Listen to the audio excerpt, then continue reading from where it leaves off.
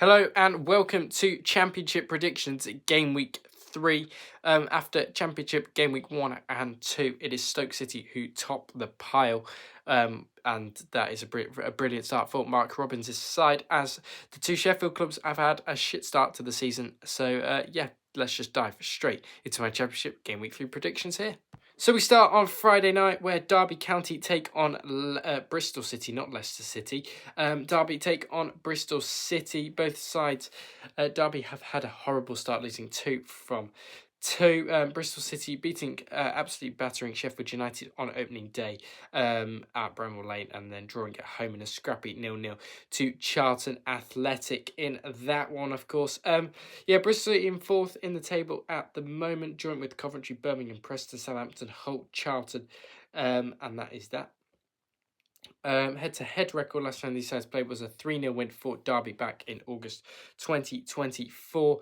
And then it was a 1-0 win for Bristol City back on the 4th of January, of course, this year. Derby, okay at home. John Eustace needs to get 3 points on the board. I'm actually going to back Derby to get 3 points in this one. I'll go for a nice 2-1 home Derby County win over Bristol City in this one, and then to get over the line in this one. So you're backing the Rams to go over the line against Bristol City here. Maybe a bit of a surprise to you, but Derby to win by 2-1 over Bristol City. We move to the 12:30 kickoffs then, as Charlton Athletic take on Leicester City. Charlton have had a very, very good start. 4 points so far, beating Watford on opening day, beat Stevenage in the Cup as well, who've started well in League One. And they've also drew 0-0 away at Bristol City. Very good start for Nathan Jones' side, and he'll be looking to continue that. Leicester City too have had a bit of a shaky start. Yes, they got that win over the line against Sheffield Wednesday, but after losing to Huddersfield on penalties in the Cup and losing to Preston on the weekend, they will be looking to do a bit stronger this time around at the Valley, of course. Last time these sides played was back in the 13-14 season, where Charlton won by 2-1 at the Valley, and then Leicester won 3-0 back at the King Power. No Bobby Dick or Dove Reed, no Ricardo Pereira, no Christensen, and no Harry Souttar. For Leicester, no Matt Godden up front for Charlton, but I think he's been missing for a few weeks as well.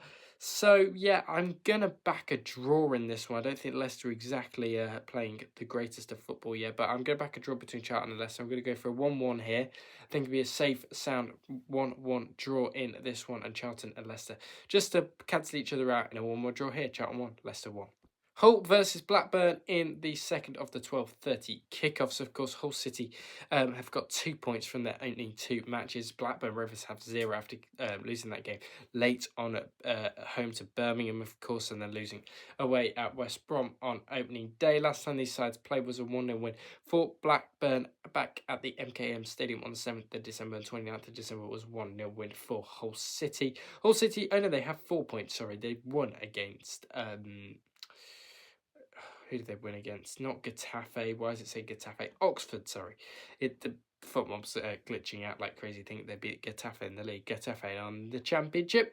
Hull City on 4 points. Of course, they drew to Wrexham in the Cup, threw away that lead. Blackburn have 0 points, along with one of the 6 teams that do have 0 points in this league. This is another really, really tough one to call. I'm actually going to back a 0-0 in this one. I think Blackburn will make it difficult for Hull. Hull usually keep it quite cagey, apart from the game at the weekend that was absolutely bonkers. Maybe they're trying to be on the front foot at home, but we'll have to see. I'm going to back a 0-0 in this one between Hull and Blackburn. I think it'll be fairly close between these two sides. Hull predicted to be down the bottom at the end of the season. So, Hull 1, Blackburn 1.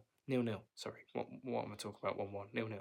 And then into the last 12:30 kickoff, and it's Swansea City taking on Watford. Of course, Swansea beating Sheffield United, who are in an absolute heap of shit. We'll talk about them shortly. Swansea will be looking to win this at home against Paolo Pezzolano's Watford, who got the win last time out at Vicarage Road over Queen's Park Rangers, of course. Swansea, definitely looking to win this one, weren't they? At home as well. Last time they played last season was a 1-0 home win for the Swans. Of course, 1-0 to Watford back at Vicarage Road, so 1-1 respectively. This one at the Swansea.com Stadium at Alan Shearer's side will be looking to get off to another perfect start again this season. Ethan Galbraith, man of the match last time out, of course. Swansea have a more complete package than Watford. I think I'm good about the Swans in this one to go over the line. I'm going to go 2-0 to Swansea at home over this Watford side that are quite defensive. It has to be said. But yeah, back is Swansea to win this. I'm going 2-0 over the Hornets in this one. And yes, Swansea to win by 2-0. Birmingham take on Oxford then in what will be another sellout at St Andrews, of course. Birmingham will be looking to win this because they've had a perfect start to the season, apart from that draw at Ipswich, beating Sheffield United in the Cup as well. And then winning on last weekend against Blackburn in the dying embers of that one. Oxford feel a little bit disappointed after that away loss to Hull on Sunday afternoon. Of course, they also lost at home to Portsmouth, so they'll be looking to get some points at St Andrews, but that is going to be a very, very tough ask, you would imagine, taking on Chris Davies' Birmingham. Head-to-head record, last time they played was in the EFL Cup. Oxford won that back in 2016. Haven't actually played a league fixture in a while, these two sides. Marvin Dutch looks like he's going to be out of this one. Luke Harris as well. And Dick Kearsmaker, a few new boys for Oxford United out injured, which absolutely does suck for them. Birmingham will win this. I'm going 3-1 to the Blues in this one. I think it'll be quite comfortable Birmingham City win, and they'll beat Oxford by 3-1 here. So Birmingham to win against Oxford here, 3-1. Coventry take on QPR in another home game for Coventry City at the CBS, and another team that they'd be looking to beat, probably, as QPR have not had the best start with just 1 point from the first two matches, drawing at home to Preston and losing away at Watford.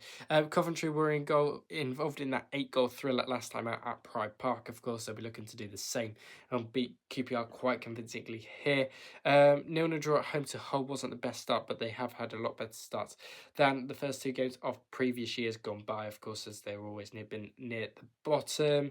Head-to-head to records, Coventry did beat QPR 1-0 back in February. Of course, they'll be looking to do the same this time around. 1-1 draw back at Loftus Road in October. No Ben Sheaf, no Lataboudiere, no Eccles. Coventry are going to win this, in my opinion. I'm going to go for a 2-0 home win for the Sky Blues in this one to get over QPR and them.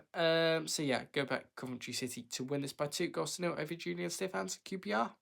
And now to Carrow Road, where Norwich City and Liam Manning take on Rob Edwards and his Middlesbrough side. Middlesbrough got the reaction from the cup defeat to Doncaster, thrashing of that was 4-0, of course. Middlesbrough bouncing back perfectly, though, by beating Millwall by 3-0 at the Den. Norwich City got a good win, away win at Fratton Park as well. Very good win for Norwich in that one over Pompey, of course. Head-to-head record last time these sides played was a thrilling 3-3 draw back at Carrow Road last season, of course, and it was a 0-0 draw. So a draw between these two sides could be another draw again, with how the sides haven't really, they've kind of stayed the same from last season. A few new players here and there, but it's mainly stayed the same between these two sides. No Semi Dieng, no Riley McGreen, no Darren Lenihan, no Forsyth, no McLean, and no Amankwa for Norwich. Liam Manning will be looking to win this one for his side. I am going to back a draw in this one, 2-2. It's been a draw plenty of occasions before. I'm going to back the head-to-head record recently on that one. So yeah, I'm going back a 2-2. I think it'll be a high-scoring game of football. Josh Sargent, the likes of Norwich and Bull Saints, as Middlesbrough did have Chubarak on the day, and they've got Tommy Conway, Morgan Whittaker, the likes of Dem Silvera as well. So yeah, I'm going back a 2-2 draw at Desmond in this one between Norwich and Middlesbrough. Preston versus Ipswich now at Deepdale. Preston got a big win over a relegated side last time out at home to Leicester City. They've got another relegated side as they take on Ipswich, and then they don't take on Southampton until the final day of the season. So Preston playing two relegated sides. It's good to get them out of the way. It's good to play them early as well, as they're still a little bit rusty from the Premier League. Ipswich back-to-back draws, 3 draws on the trot actually. Birmingham, Bromley, I know they lost on penalties, and then Southampton as well. So yeah, they'll be looking to win this. Will Preston, because they beat Leicester last time out, so why can't they have a go at Ipswich? George Hurst's penalties are bread and butter, he says. Don't know if they are.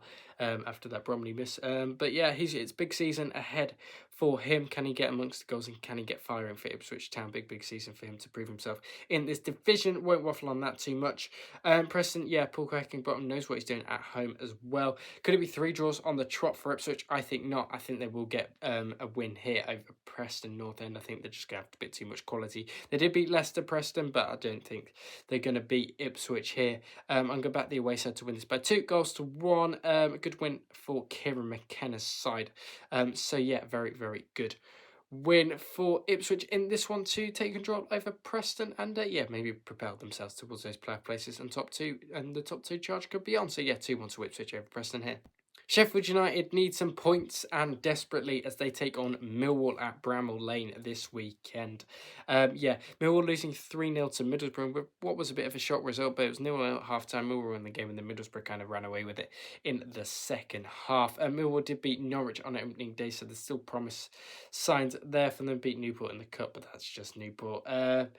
Sheffield United, horrible start for them. Lost to Bristol City opening day, got absolutely battered. Lost to Birmingham in the Cup as well. Didn't really have a shot on target, though, apart from that goal from Harmer, of course, or Hamer, however you want to pronounce it. Swansea did beat Sheffield United at the weekend as well. I don't know if Hamer's going to be playing this weekend. I assume he is. He hasn't. There's been rumours with Premier League sides, but not enough to moving anywhere. Surely the Blades get a point here, though, against a Millwall side. They've just come off the back of a 3-0 loss. I am going to back a draw in this one. I'm going to back a 1-1 between Sheffield United and Millwall here. So yeah, I think this will be a scrappy 1-1. I think Sheffield United need to get some points on the board, and that is why I'm just going for a safe 1-1 draw. They won't want to keep it too frantic at the back. They're too open at the back as well. So yeah, 1-1 draw between Sheffield United and Millwall here. Now to St Mary's as Southampton take on Stoke City, of course. A very good start for Stoke, back-to-back wins. They won in the Cup against Walsall on penalty, albeit on penalties as well. Beat Sheffield Wednesday 3-0 at the weekend. Yes, Sheffield Wednesday with the financial problems, but it's still good win for Stoke there. I think they've got to try and beat Southampton. They've got to go for it, but Southampton at home are a bit of an unstoppable force. Beat Wrexham last time out. It's been showed in the Championship previously the season before last, of course. Last time they played each other in the head-to-head was a 1-0 win, away win for Stoke City, of course, as well. Back in April, I think that was when the promotion got a bit tasty and all the sides lost on the same weekend. They did play each other in the EFL Cup last year. Southampton scraped past that one, beat one by 3-2. Surely there's a way through for the Saints in this one. I'm going to back them. I'm going to back them at home as well, with Wolves still in charge first.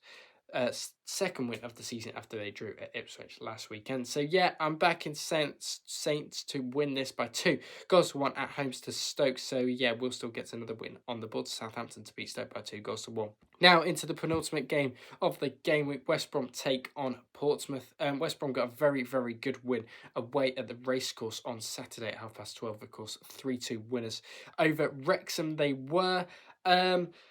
Yeah, West Brom have had the perfect start. 6 out of 6, joint top with Stoke City and Middlesbrough, of course. Yeah, they did lose.